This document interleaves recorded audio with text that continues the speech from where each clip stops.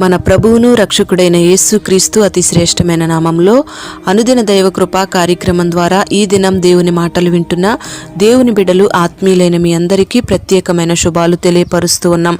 ఈ మాటలు వింటున్న మిమ్మల్ని నా దేవుడు నిశ్చయముగా ఆశీర్వదించునుగాక. యెహెజ్కేలు గ్రంథం 39వ అధ్యాయం 4వ వాక్యంలో మనం గమనిస్తే దేవుడు ఒక విందును ఏర్పాటు చేశాడు. రాజుల యొక్క అధికారుల యొక్క మాంసాన్ని భక్షించి రక్తాన్ని త్రాగటానికి పక్షులను అక్కడికి ఆహ్వానించాడు. మరి పక్షులకు ఏర్పాటు చేయబడిన ఈ విందు యుద్ధం తరువాత జరిగే సంభవం. మరి దేవుడు పిలిచిన ఆ పిలుపును బట్టి యుద్ధ దినాలు సమీపంగా ఉన్నాయని పక్షులు జ్ఞాపకం చేసుకుంటూ ఉన్నాయి. ఇర్మియా గ్రంథం 8వ అధ్యాయం 7వ వాక్యం ప్రకారం పక్షులన్నిటికీ కూడా కాలాన్ని గుర్తెరిగే కాలజ్ఞానాన్ని దేవుడు అనుగ్రహించాడు. మరి ఆ పక్షులన్నిటికీ కూడా రావలసిన కాలం ఎప్పుడో తెలుసు. మరి కొన్ని పక్షులను మనం గమనిస్తే వాటి ప్రాంతాలను ప్రతికూల సమయంలో విడిచిపెట్టి వలస వెళ్ళిపోతాయి. మరలా కాలం అనుకూలించిన తరువాత మరలా వాటి ప్రాంతానికి అవి తిరిగి వచ్చేస్తాయి.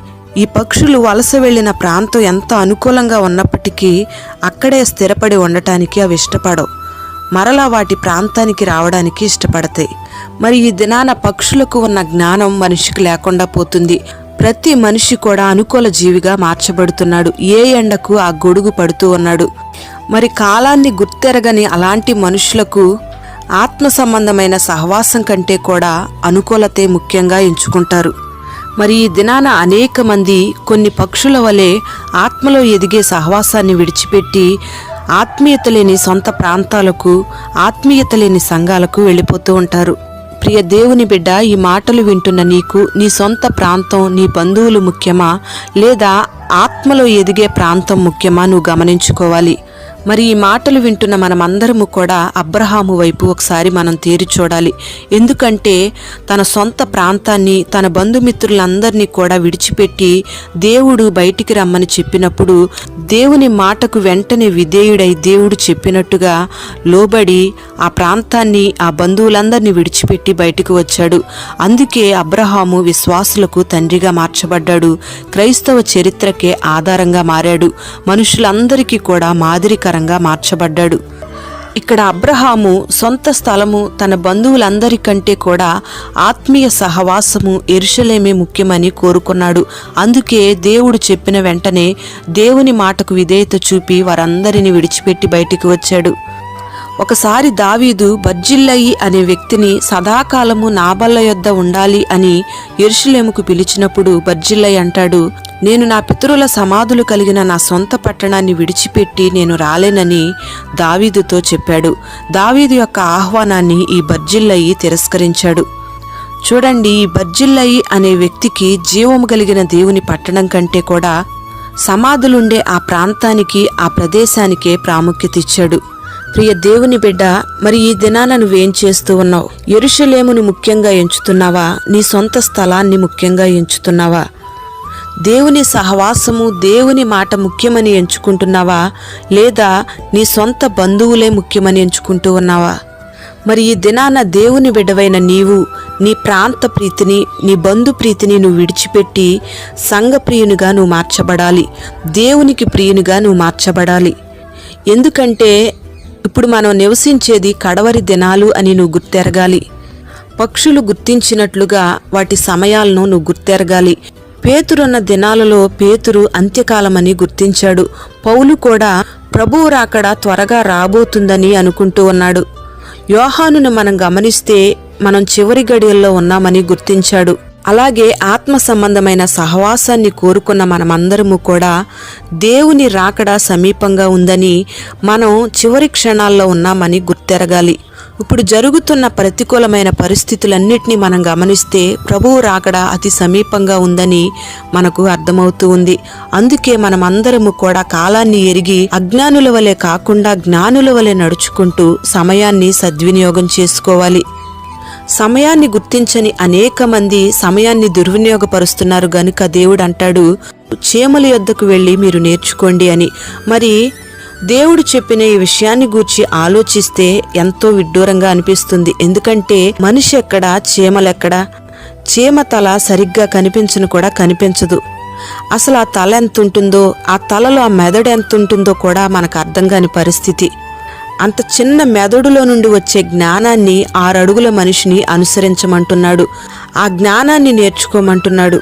వింటుంటే మనకెంతో ఆశ్చర్యకరంగా అనిపిస్తుంది. ఎందుకంటే ఒక ఏనుగు దగ్గరకు వెళ్ళి నేర్చుకోమంటే అందులో అర్థం ఉంటుంది, కానీ చీమల వద్దకు వెళ్ళి నేర్చుకోమంటున్నాడు దేవుడు. చీమల్లో ఉన్న ప్రత్యేకత ఏంటి అని మనం ఆలోచన చేస్తే, ఈ చీమలు ప్రతికూల కాలం సమీపంగా ఉందని గుర్తెరుగుతాయి, చురుగ్గా పనిచేస్తాయి. అందుకే ఈ చీమలో మనం చురుకుదనాన్ని నేర్చుకోవాలి. ఈ చీమలు సమయం ఉండగానే ఆహారాన్ని సమకూర్చుకుంటాయి.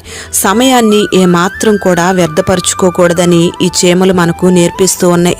ఈ చీమలన్నీ కూడా వరుసగా సాగిపోతాయి. అవి మనకి క్రమాన్ని నేర్పిస్తూ ఉన్నాయి. అవన్నీ కూడా ఐక్యతగా ఉంటాయి. అంటే ఈ చీమలు మనకి ఐక్యతను నేర్పిస్తూ ఉన్నాయి. ఈ చీమలు వాటి శక్తికి మించిన భారాన్ని మోస్తూ ఉంటాయి. అంటే మనకు శక్తికి మించిన ప్రయాణం మన ఎదుట ఉందని మనకు గుర్తు చేస్తూ ఉన్నాయి. అవి కష్టపడి సిద్ధపరచుకున్న ఆహారాన్ని మరుగైన చోట్లలో దాచుకుంటాయి. అంటే మనం కూడా ఆత్మీయ ఆహారాన్ని దాచుకోవాలని మనకు నేర్పిస్తూ ఉన్నాయి. ఎంత దూరమైనా ప్రయాణించి ఆ చీమలు లక్ష్యాన్ని చేరుకుంటాయి. ఎంత పైకైనా ఎక్కి లక్ష్యాన్ని సాధించి గురిని చేరుకుంటాయి. మరి ఈ రీతిగా మనం నేర్చుకోవలసిన ఎన్నో విషయాలు చీమలో దాచబడి ఉన్నాయి. అందుకే చీమల యొద్దకు వెళ్ళి మనల్ని నేర్చుకోమని దేవుడు సెలవిస్తూ ఉన్నాడు. ప్రియ దేవుని బిడ్డలారా, ప్రతికూలమైన కాలం సమీపంగా ఉందని మనం గుర్తెరగాలి. ఈ సమయాన్ని మనం సద్వినియోగం చేసుకొని దేవుని రాకడ కొరకు మనం సిద్ధపడాలి. ప్రియ దేవుని బిడ్డలారా, ఈ భూమి మీద ఇప్పుడు నివసిస్తున్న మనమందరము కూడా ఏ పరిస్థితుల్ని గమనించినా ప్రతికూలమైన పరిస్థితులే కనబడుతూ ఉన్నాయి. తినాలన్నా భయమే, ప్రయాణం చేయాలన్నా భయమే, ఇంటిలోంచి బయటికి వెళ్ళాలన్నా భయమే, పడుకోవాలన్నా భయమే. ఎటు చూసినా సరే ఎటు నుంచి ఏ ఉపద్రవం ముంచుకొస్తుందో తెలియని పరిస్థితులు ఈ దినాన మనకు కనబడుతూ ఉన్నాయి. అందుకే మనం జీవించేది ప్రతికూలమైన పరిస్థితుల్లో జీవిస్తున్నామని గమనించి, ఆయన రాకడకు సూచనలుగా ఇవన్నీ జరుగుతున్నాయని గమనించి, ఆయన రాకడ కొరకు కూడా మనమందరము పరిశుద్ధంగా కట్టబడుతూ సిద్ధపాటు కలిగిన జీవితాన్ని జీవించాలి. మరి పక్షులు వాటి కాలాన్ని గుర్తించిన రీతిగా, చీమ కాలాన్ని ఎరిగి నడుచుకున్న రీతిగా మనమందరము కూడా అట్టి జ్ఞానంతో నడుచుకునే కృపను ఈ దినాన దేవుడు మనకు దయచేయునుగాక. ప్రార్థన. పరిశుద్ధుడైన తండ్రి, కృపగల దేవానికి స్తోత్రం చెల్లిస్తూ ఉన్నాం. ఈ దినం ఈ మాటలు వినని బిడ్డల్ని మీరు ఆశీర్వదించండి. పక్షులు వాటి కాలాన్ని ఎరిగి నడుచుకుంటూ ఉన్నాయని, చీమ కూడా ప్రతికూలమైన పరిస్థితులను ఎరిగి వాటి సమయంలో ఏ పనులు చేయాలో ఆ పనులు చక్కగా దిద్దుకుంటున్నాయని మీరు మాకు తెలియపరిచారు. నిజమే తండ్రి, మేమున్న ఈ దినాలలో చీమలకు దయచేసిన జ్ఞానాన్ని మీరు మాకు దయచేయండి. పక్షులు వాటి కాలాన్ని ఎరిగిన రీతిగా మేము కూడా మా కాలాలని మేము గుర్తించే కృపను మీరు మాకు దయచేయండి. ప్రతికూలమైన పరిస్థితులు మా కళ్ళ ముందుండగా జ్ఞానముతో సమయాన్ని దుర్వినియోగం చేసుకోకుండా సద్వినియోగం చేసుకుని పరిశుద్ధంగా కట్టబడి ఆత్మీయ సహవాసంలో స్థిరపరచబడి పరిశుద్ధుల సంఘములో, పరిశుద్ధుల సహవాసంలో ప్రతి ఒక్కరూ కట్టబడుతూ నీ రాకడ కొరకు సిద్ధపడే కృపను మీరు కలుగు చేయండి. లోక ప్రీతిని, బంధు ప్రీతిని, ప్రాంత ప్రీతిని నీ బిడ్డల్లోంచి మీరు దూరపరచండి. నీతో సహవాసం కలిగి నీ మాటకు విధేయత చూపించి నీ మీద ప్రీతి కలిగిన వారిగా ప్రతి ఒక్కరిని మీరు మార్చి మహిమ, ఘనత, ప్రభావాలు మీరు పొందుకొని నీ బిడ్డలను దీవించమని యేసు పేరట వేడుచు ఉన్నాము తండ్రి. ఆమేన్.